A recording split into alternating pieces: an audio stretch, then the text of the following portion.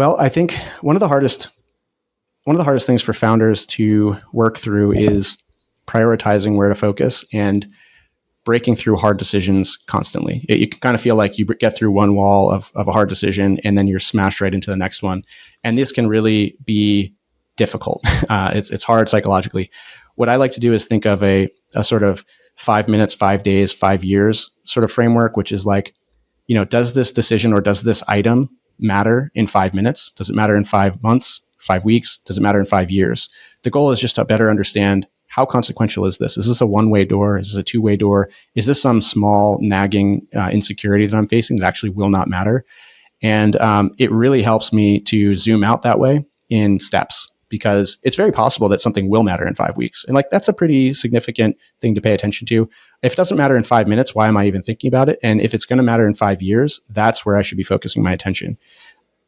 And so that's one way that just, it's like sort of practical, and I think has always helped.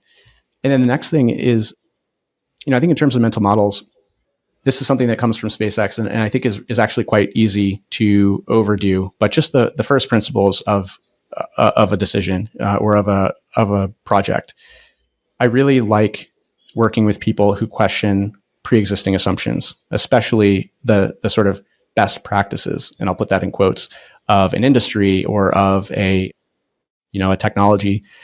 And I work with a lot of people. I'm happy to say that all of my co-founders and certainly Sam and I embrace this idea that we are not trying to just take at face value what exists out there. We are going to get straight to the root of a question and answer that first for ourselves. And only then, should we assume that something is what it is, right? And only once you understand how it interfaces with the laws of physics.